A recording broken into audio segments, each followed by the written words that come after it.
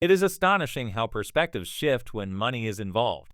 The facade of hatred and manufactured outrage seems to vanish the moment financial interests come into play.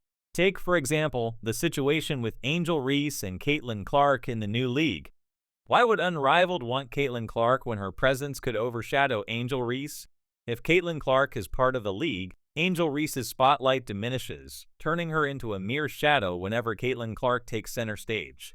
This dynamic emerges after Caitlin Clark makes a questionable decision, leading to Angel Reese losing her composure. Unrivaled may, as well, have authored a manual on ignorance, as they venture into the women's basketball scene with all players worldwide, except for one key celebrity who could elevate their status.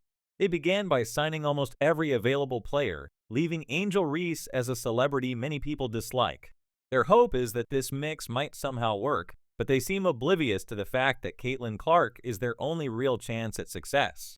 Without her, they're just a money-burning carnival. Unrivaled has thrown substantial money at Angel Reese, hoping to capitalize on her celebrity status.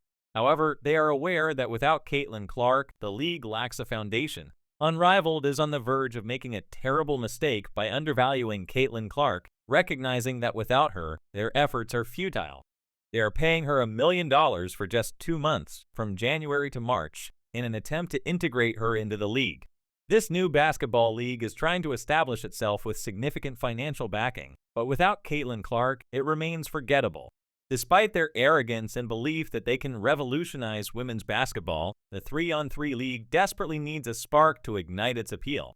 Yet, the likelihood of igniting the sports world is slim when the entire team consists of mostly unidentified players. One of their supposed stars is now committed to playing in the league, but the majority of people harbored dislike for this star, Angel Reese. It's puzzling what they were thinking when they decided to proceed without recognizing that Caitlin Clark is essential for their success. They may need Caitlin Clark to realize that Reese is the one left to watch as the true superstar takes home the prize. As they throw money at her, Unrivaled understands that without Clark, they are merely a chaotic venture burning through funds without purpose. Caitlin Clark's importance cannot be overstated. Unrivaled recognizes that without her, they are just another forgettable league. She has become indispensable to their strategy as she draws in crowds and attention that would otherwise be absent. Clark's presence ensures that ticket lines form around the block whenever she steps onto the court, filling stadiums like it's the playoffs due to her immense popularity. Venues have to add seats to accommodate the influx of fans she brings, but without her, does Unrivaled still possess the same allure? Their delay in securing her services is offensive and inexplicable. Unrivaled acted as if they could afford to wait 3 months for her, despite her being the most marketable athlete in women's basketball. In their attempt to gain traction without the league's biggest star, they distributed 26 more identities, which is akin to trying to release a movie without a star. They are now in full panic mode, attempting to mask months of neglect with a desperate plea to save them. This Hail Mary strategy reveals how poorly they have managed the league from the very beginning. The public relations strategy of Unrivaled is another major flaw.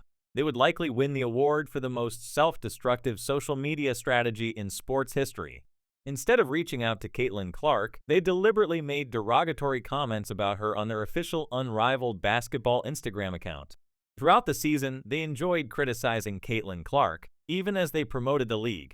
This contradictory approach shows that they cannot decide whether to include her or not. Their public criticism of the very player they need demonstrates a complete disconnect from what their supporters want. This strategy of criticizing the celebrity they desperately need is counterproductive and showcases their inability to make coherent decisions. They seem completely out of touch with their audience and the market they're trying to tap into. In contrast, Ice Cube's Big 3 League provides a stark example of how to properly court a star like Caitlin Clark. Ice Cube recognized her value immediately and made a clear, straightforward offer without hesitation or games. He didn't waste time with subpar solutions or pointless social media antics. Instead, he offered Caitlin Clark more money than he has ever given to previous NBA players, demonstrating a commitment to making her a cornerstone of his league. Ice Cube's approach highlights how Unrivaled should have acted, showing them the correct way to invest in a star like Clark. Unlike Unrivaled, which is preoccupied with its own poor decisions, Ice Cube's strategy appears professional and effective. Unrivaled, on the other hand, is flinging money around like confetti at a parade, offering Caitlin Clark a deal similar to Lionel Messi's a cool $1 million for just 2 months, along with the possibility of an ownership stake. Caitlin Clark is crucial to the unrivaled league, and they are preparing to make her an incredible offer. However, the question remains, is it too little, too late?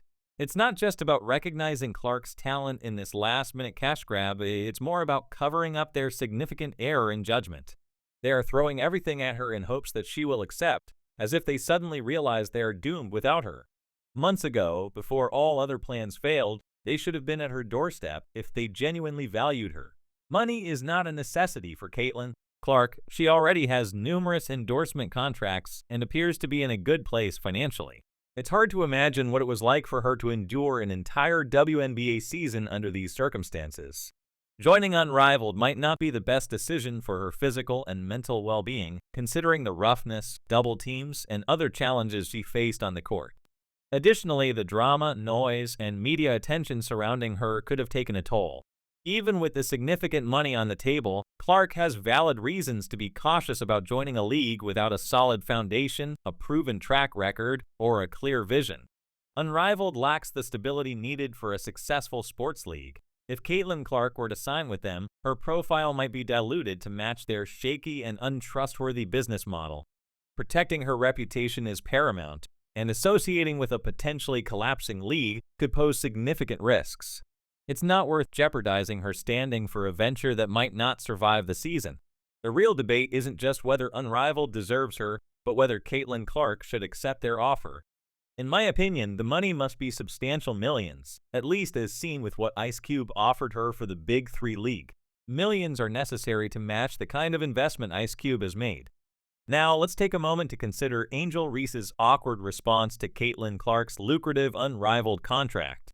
Reese, who once dismissed Clark as just another player in the crowd, constantly complaining about money despite her $775,000 WNBA salary, now visibly exhibits jealousy. Reese cannot hide her excitement after learning that Clark has secured a $1 million deal. This reaction is perhaps the most blatant display of jealousy in basketball history. Reese had previously downplayed Clark's impact, thinking she could thrive without her, but her perspective has completely shifted now that Clark has landed a substantial Unrivaled contract. What about the destroyed narrative that the league doesn't need Clark? Reese now watches as Clark is enticed with perks and a salary that would make any WNBA player envious.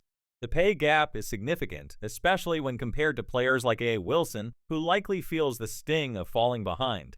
Wilson may have formally endorsed Unrivaled's choice to sign Clark, but watching Clark outperform her in endorsement deals cannot make Wilson happy. Despite Wilson and Reese being well known in the WNBA, their salaries are still lower than Clark's. Reese struggles to match Clark's ability to close deals, even with her well-known antics and vocal media presence. Brands like Nike and State Farm are vying for her endorsement, overshadowing Reese's efforts. Reese finds herself watching from the sidelines as money is tossed at Clark, highlighting the disparity between their earnings and marketability. The exchanges between Reese and Clark go beyond just financials. They serve as a stark reminder of Clark's influence, which Reese aspires to surpass. It must be difficult for Reese to see Clark featured in advertising campaigns while her own financial struggles remain in the spotlight. The disparity is only emphasized by seeing Clark in the limelight, and Reese's annoyance is evident in her public responses. Reese's reaction underscores the broader issue. This is an opportunity to test whether the new league can thrive without Clark, but the answer seems to be no. There will be significant challenges for the WNBA if Clark joins Unrivaled, especially if other leading athletes decide to follow suit, driven by the allure of higher salaries. If Unrivaled starts offering salaries that the WNBA cannot match, there could be a talent drain, with the WNBA losing its top players to Unrivaled. This situation not only threatens the WNBA's financial stability, but also serves as a warning sign that the league may struggle to survive. Ice Cube deserves praise for his approach with Caitlin Clark in the Big Three League. By making a substantial and clear offer before the Major Three season began, he demonstrated a keen understanding of how to engage a star player effectively. Ice Cube considered the various egos present in major leagues and still recognized Clark's value, ensuring that his offer was attractive and straightforward. It's important to note that Clark excels in 5-on-5 basketball rather than 3-on-3 pickup games, showcasing her adeptness at regular basketball. This raises questions about whether Unrivaled's little experiment will even succeed when trying to place her in a format she might not excel in. Critics have already expressed doubts about the sustainability of 3-on-3 basketball, suggesting that Unrivaled is overly reliant on Clark to carry the league. She represents their greatest hope, as without her, the league would quickly become irrelevant. Her earning potential is another critical factor, with a $28 million Nike sponsorship and collaborations with companies like State Farm. These endorsements indicate that Clark's marketability is unparalleled in women's sports, posing a significant challenge for Unrivaled. The issue is that Caitlin Clark is already financially secure. She has agreed to a $28 million deal with Nike, and other corporations like State Farm have signed endorsement agreements with her. The money isn't strictly necessary for Clark. She has multiple revenue streams and is well-positioned financially. Unrivaled is keen to capitalize on her marketability, hoping to boost their own recognition and possibly attract her to play in major leagues. However, the unpleasant truth is that without her, Unrivaled is just another idealistic and illusory concept in the crowded sports world. They seem to believe that Clark's fame alone can elevate their mediocre lineup, hoping her golden touch will attract the necessary attention. But all of Unrivaled's money and hope are tied to convincing Caitlin Clark to join, with no backup plan or alternative strategy. If Clark doesn't fall for their proposition, Unrivaled will be unable to match her star power, fan base, and commercial worth. Their reliance on her is so profound that it borders on embarrassment, showcasing just how much they depend on her for legitimacy and success. The prospect of Caitlin Clark joining Unrivaled raises several critical questions. Will she join the league? Will they offer her enough to convince her? And if she does join, will that instantly propel the league to the forefront of women's basketball? These questions remain uncertain, but the current trajectory suggests significant challenges ahead. Unrivaled's approach appears desperate and reactive rather than strategic and proactive. Their attempt to salvage the league by courting Clark at the last minute indicates a lack of foresight and planning. They should have prioritized securing her from the beginning, recognizing her pivotal role in the league's potential success. Instead, they're scrambling to catch up, hoping that a substantial financial offer will be enough to bring her on board. This strategy may be too little, too late, as it does not address the underlying issues plaguing the league's foundation and overall strategy. In conclusion, Unrivaled's efforts to sign Caitlin Clark highlight the complexities and challenges of establishing a new sports league. While their financial investment is significant, it may not be sufficient to overcome the lack of a solid foundation and the absence of a clear, coherent strategy.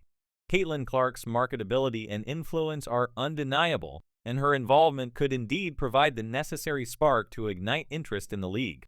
However, without a robust plan and genuine commitment, Unrivaled risks being another forgettable venture in the sports world. Their reliance on Clark, while